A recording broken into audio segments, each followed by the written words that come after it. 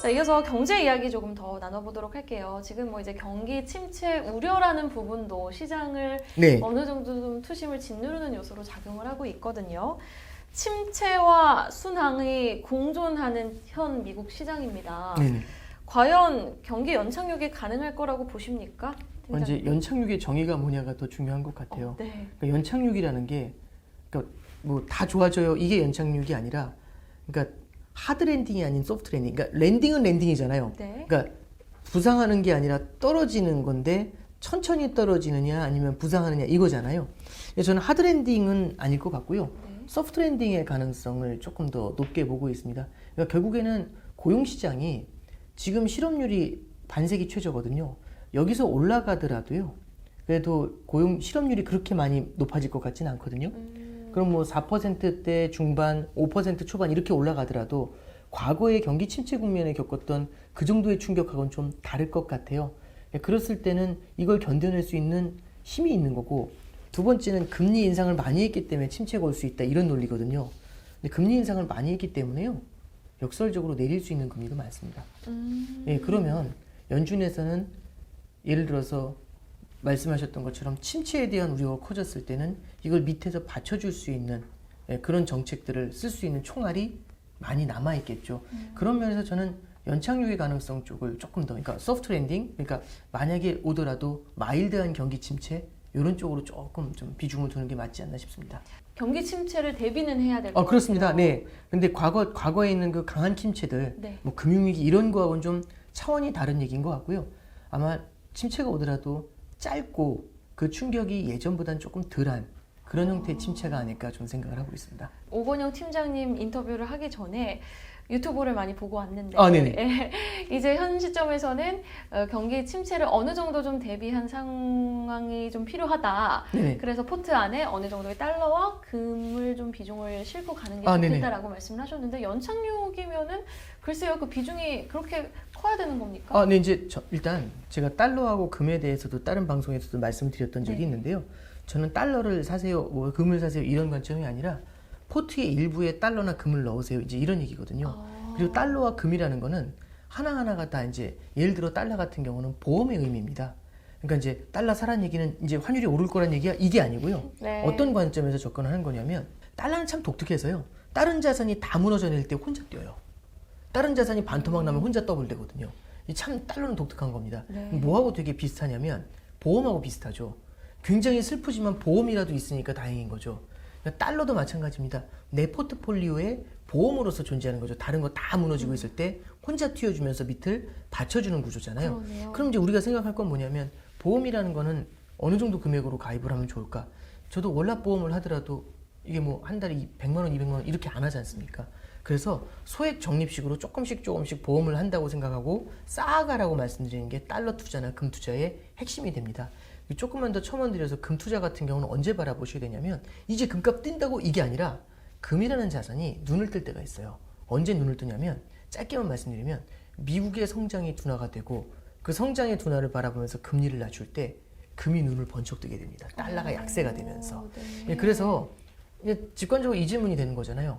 언제인지는 모르지만 미국의 성장이 둔화가 되고 미국의 금리가 내려가는 시기가 올 것 같죠. 언젠가는. 그렇죠. 그때 누가 제일 크게 반응을 하느냐? 금이라는 자산이 반응을 세게 할 수가 있어요. 네. 예, 그런 관점에서 봤었을 땐 저는 금 역시 우리 포트폴리오에다 비우고 가면 이른바 빈집털이를 당할 수가 있겠죠. 그렇죠. 그래서 달러도 금도 적립식으로 조금씩 쌓아가는 전략들 이게 좀 필요한 거지. 전부 털어서 이제 달러 뛰니까 달러 사세요. 이런 관점에서 말씀드린 건 아닙니다. 네. 그래서 포트폴리오의 일부의 자산으로서 금이나 달러를 바라보자 이렇게 정리해드리겠습니다. 알겠습니다. 지금 당장 달러 사고 지금 당장 금 사세요 이런 의미가 절대 아니라요. 어느 정도 좀 보험성의 성격으로 네, 그렇습니다. 이런 시나리오가 또 있을 수 있으니 이런 부분을 우리가 대비해 볼 필요가 있고 또 이런 포인트를 좀 우리가 대비해 볼 필요가 있으니 달러와 금에도 관심을 갖자라는 취지로 그렇습니다. 네. 이해를 해보도록 하겠습니다. 원달러 환율 전망이 좀 궁금합니다. 네네. 일단 첫 번째는 환율인데 앞서 말씀드렸던 것처럼 원달러 환율이 작년 말엔 1,450원, 그리고 피벗 기대가 강해지니까 1,220원, 그 다음에 이 피벗 패키지가 약해지니까 다시 올라와서 한 1,300원 이렇게 움직이고 있거든요. 네. 저는 이제 좀 바라보고 있는 시각이 이 피벗에 대한 동상이몽이 조금은 더 좁혀지게 될 것 같아요. 그리고 그 좁혀지는 시기에는 아무래도 금리를 조금 더 인상해야 될 것 같아. 금리 인하는 아직 멀었어. 이걸 시장이 이해를 하게 되는 거잖아요. 예, 그런 것들은 일반적으로는 달러에는 강세 요인이 될 수가 있습니다. 그래서 일시적으로는 달러가 조금 더 강세를 보이게 될 것 같지만, 근데 핵심은 뭐냐면 시간이 지나면 지날수록 이 동상이몽은 해결이 될 거지 않습니까? 그렇죠. 11월에 인상한다, 12월에 인상한다, 불확실하지만 9월, 10월이 되면 조금 더 가까워지면서 전망이 더 클리어해지는 이슈가 생기겠죠. 예, 그렇게 됐었을 때는 이 동상이몽이 풀리고 피벗에 대한 리스크가 사라지게 되잖아요. 그럼 그때부터는 이제 우리나라도 이제 결국에는 그때부터는 이 피벗 패키지나 이런 것이 현실화가 되면서 불확실성이 사라지잖아요. 그러면 이제 방향성을 확인을 하게 될 것 같아요. 정리해드리면 연준과 시장과의 괴리가 존재하는 3분기까지는 환율이 좀 떨릴 것 같고요. 그 다음에 이제 4분기로 넘어오는 정도 되면은 그때는 이제 어떻게 방향이 잡힐지가 좀 보이게 될 것 같습니다. 그래서 3분기는 변동성 확대, 4분기는 방향성이 잡히는데 그 방향성은 이제 조금은 좀 환율이 하향 안정화되는 그런 뭐 좀 제한적인 속도겠지만 그렇게는 해석하고 있습니다. 네, 알겠습니다. 자, 원달러 환율 전망 들어봤는데 위안화에 대한 이야기도 안 해볼 수가 없습니다. 위안화는 좀 어떻게 보고 계십니까? 지금 위안화가 되게 빠르게 약세를 보이고 있어요. 근데 이제 시장에서는 이 위안화가 중국 경제가 좀 많이 어려우니까 그리고 미국 금리도 올라갈 것 같고 그럼 위안화가 좀 폭발적인 약세를 보이지 않겠나 이제 이렇게 기대하시는 분들이 있는데 저는 좀 쉽지는 않을 것 같아요. 왜냐하면 중국은 다른 국가하고 달리 자본시장이 폐쇄가 되어 있습니다. 폐쇄가 되어 있다는 얘기는 다른 쪽에 금리를 올리고 여기는 금리를 낮추더라도 이 자본이 확 이동할 수가 없어요. 막아놨기 때문에. 그리고 어느 정도는 외환 당국에서 환율을 조정할 수 있는 룸이 있어요. 그래서 최근도 보면은 당국 자체가 움직이는 게 아니라 중국에 있는 시중은행들한테 얘기를 해가지고 이 국영기업들이잖아요. 얘기해가지고 보유하고 있는 달러를 외환시장에 던지라고 얘기를 해요. 그럼 달러가 쏟아져 나오니까 달러 가치가 떨어지고 위안화 가치가 절상이 되겠죠. 그래서 저는 중국이 이 외환시장이 너무 흔들리면서 위안화가 약세로 가고 이것 때문에 중국 경제가 자본 유출로 붕괴가 된다. 이런 시나리오는 가능하지 않을 거라고 생각을 하고요. 가능성이 굉장히 낮다고 봅니다. 되려 물론 변동성은 좀 나타나겠지만은 어느 정도에서는 중국 당국이 좀 컨트롤할 수 있는 환율 레벨 그 정도에서 좀 움직이게 되지 않을까 그렇게 생각을 합니다. 하반기 우리 금융시장에서 이러한 리스크는 좀 염두를 해두자라는 포인트는 또 어떤 포인트가 있을까요? 저는 이제 당연히 말씀드렸던 것처럼 뜻밖의 기준금리 인상 이벤트 이게 저는 되게 이제 중요하게 다가오게 될 것 같아요. 시장이 생각했던 것보다는 금리를 더 올리게 되잖아요. 네. 이렇게 이렇게 됐을 때 시장이 어떤 느낌을 받을까? 이게 이제 첫 번째고 그거하고 같이 맞물려 가지고 앞서 한번 말씀드렸는데 8, 9월로 넘어가면은 이 소비자 물가 지수의 기저효과가 사라지게 돼요. 그러면은 물가 안정되는 속도가 떨어질 수가 있거든요. 그럼 진짜 그런 현상이 나타나는지, 그리고 그런 현상이 나타났을 때 시장은 어떤 반응을 보이게 되는지, 그 낙관론이 사실 흔들리는 케이스가 됩니다. 네. 그래서 그것도 마찬가지로 눈여겨봐야 된다. 이렇게 두 가지 이벤트를 좀 전해드립니다. 네, 알겠습니다. 자, 또 은행에 지금 근무를 하시니까, 네네. 은행에 다니시니까 은행 예금에 대해서도 여쭤보지 않을 네. 수가 없어요. 요즘 같은 시기에는 그러면은 은행 예금을 좀 어떻게 넣어야 리스크를 최소화할 수 있을까요? 이제 은행 예금을 하실 때도 되게 중요한 포인트를 질문해 주셨는데 은행 예금도 기간이 되게 여러 가지가 있어요. 근데 많은 분들은 은행 정기 예금 하잖아요. 3개월이나 1년만 있는 줄 아시거든요. 거의 1년짜리 하시거나 아니면 3개월짜리 하세요. 근데 그렇게 보실 게 아니라 이런 거죠. 금리가 앞으로 이제 인플레이션에 대한 전망에 따라서 금리가 요동을 칠 거지 않습니까? 올랐다 떨어졌다 이렇게 요동을 치거든요. 그러면 어느 시점에는 높은 금리지만 또 어느 시점에는 되게 낮은 금리까지 왔다 갔다 할 수가 있어요. 그럼 이럴 때는요. 무슨 생각이 드냐면 높을 때만 고금리로 예금을 하면 되겠네 이렇게 생각하시거든요. 고금리로 장기 예금을 하면 좋잖아요. 그렇죠. 근데 그 타이밍을 잡는 게 어렵겠죠. 그렇죠. 네.